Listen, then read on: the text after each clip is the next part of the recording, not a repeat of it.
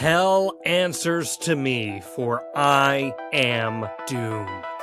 If that line from Robert Downey Jr. doesn't have you ready for Avengers Doomsday, I'm not really sure what's gonna get you there. We just got another wild look into the biggest movie of the year at D23, and there are some major reveals in this one. There's also one line in particular that I think gives us much more of an idea of where Victor Von Doom is taking us this December, but more on that in just a few minutes. Let's hop right in. And right at the very front, we get Vanessa Kirby, Sue Storm, giving some much-needed backstory on Doom.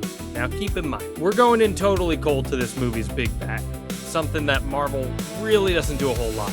And with the benefit of the shared universe, you usually get opportunities to introduce villains ahead of time to at least give audiences a taste of who they're going to be seeing down the line. We got it with Thanos, we got it with Loki, but Doom comes into this movie relatively cold.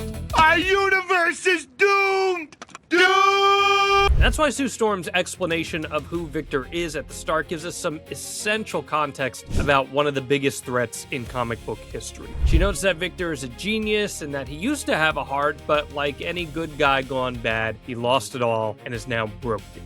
We see a shot of Doom staring at a mural of what is implied to be his wife and child, who are clearly going to be the main motives for whatever he's trying to accomplish here. I got a few takeaways from that portion of the trailer alone. Number one, this confirms that the Fantastic Four have had prior interactions with Victor, so he is either from their universe or they've at least visited one another's in the past. So the fact that they've had some sort of relationship with him obviously adds some weight to the personal stakes of everything at hand here, but it could also provide a reason for why the heroes of this story may initially trust Doom, which has been my thought all along. If you recall back into our first trailer breakdown video that I did here on ScreenRant, I thought that Thor's words about the threat that the Avengers were facing were actually in reference to incursions and not Doom, even though it was implied to be about Victor. That's why I think it's plausible that Doom won't be outright introduced as the villain in the early goings of this movie, even though the trailers have clearly shown us that he will get there at some point in this film. And there's also the emotional plea for clarity from Reed Richards, where he asks Victor if he's responsible for whatever's happened. And honestly, this moment is some of the most passionate acting we've ever seen out of the normally cool, calm, and collected Pedro Pascal. So I think that's a nice way to show the gravity of the situation at hand, whatever that may ultimately be. It also underscores the betrayal that the Fantastic Four are likely feeling in that moment, which I think is an important through line, because I actually feel like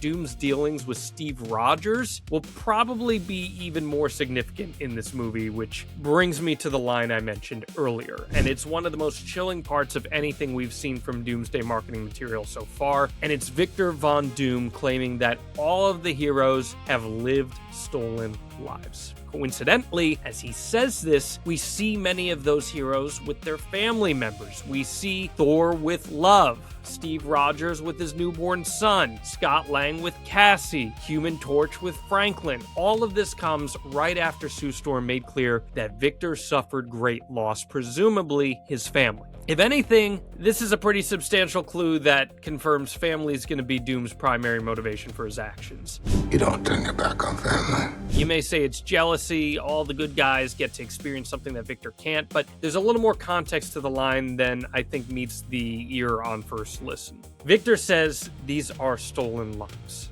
The rules of timelines that came out of the Loki television show may have been confusing, but they are critically important to explaining what happens in the MCU when something that's not supposed to happen happens. Any event that deviates from the predetermined flow of time can have disastrous consequences. Loki ends up at the end of time and space ultimately and begins to let time flow freely, but not before a major example of timeline disruption occurred that to this point hasn't really been addressed in the MCU. And now I think it's the foundation for Doomsday, and it's something that the Russo brothers have even teased will be addressed in the Avengers Endgame re-release with new footage, and that is, of course, what the heck happened with Steve Rogers after he returned the Infinity Stones. As we know from Endgame, Steve did not just drop the stones off to where they originally were, he did not return to the present as the original plan had been. Instead, he chose to stay in the past and live the life that he always wanted to. And if I know anything from following following these very complicated and complex rules of time travel and timeline hopping carefully over the last few years, every action has a reaction. And not just a reaction, but consequence as well. Steve Rogers got his happy ending in theory, but that happy ending is undoubtedly going to result in other things branching in directions that they were not originally intended to. That could be in subtle ways, or it could be in major ways. Worlds and universes are colliding here. There has to be a reason for that. I do not believe Chris Evans coming back as the former Cap is a matter of a nostalgia bait cameo. I believe his presence is a significant piece of Avengers Doomsday. The Russos have not shied away from teasing as much, and it makes the most sense to me that his decision to stay in the past and have a kid has led to some sort of a chain reaction that's either responsible for Doom's fall into madness, or at the very least, responsible for all the other heroes living those stolen lives that Doom is speaking of. Then there's the other part of this line that gives an indication of what's to come, and that's Victor telling the heroes that they must give those stolen lives back.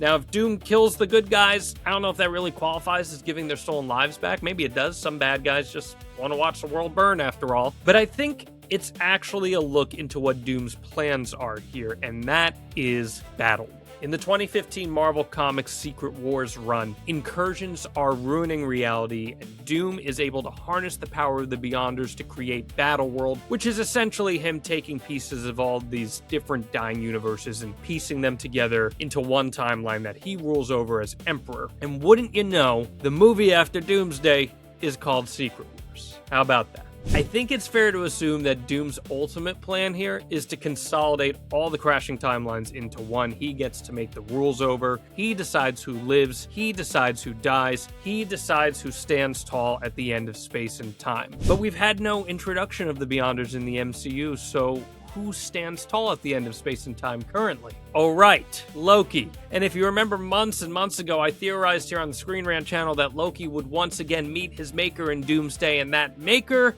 Victor Von Doom. I do also want to circle back real quick to one of the shots that I mentioned earlier, and that's Johnny Storm hugging Franklin as a beam of light quickly approaches them. That's an extension of the shot we got in the previous trailer, and we've speculated here that that could indeed be an incursion about to wipe out whatever world the Fantastic Four are on at that time, and if you buy into this Battleworld theory, I think that's extremely plausible. You caused an incursion, and we're gonna fix it. The truth is, I think that this special look we got out of D23 pretty much spelled out the main framework of Avengers Doomsday. Now, I don't expect everything I've talked about here to be 100% true, and I'm sure there are some other details that we don't know anything about that are being kept under strict wraps right now, but I do feel like the two trailers have effectively given us enough context about Doom to know his driving force and what he's capable of. They've really stressed in both trailers the scene of him just yeeting Thor and Stormbreaker. It's a great glimpse into just how powerful Doom will be at some point in this movie. The clip of him summoning the Sentinels is also pretty visceral, and it gives quite an impression of just what he's capable of. I do have some concerns about how artificial a lot of what we've seen looks, just compared to how grounded a lot of the sets in Spider-Man Brand New Day looked, for example. There was so much texture, and the practical sets went a long way for me. There's a lot of CGI that's going to have to carry the weight of Doomsday, and I hope that's not a detriment to the movie. I'm not really sure if we're going to get another trailer ahead of Doomsday's release in December, and honestly, I don't really feel like we need another one. These two looks have effectively set the stage for one of the biggest events in Marvel history. So now, the countdown continues. Doomsday is nearly upon us, and apparently, we're all just living stolen lives on borrowed time.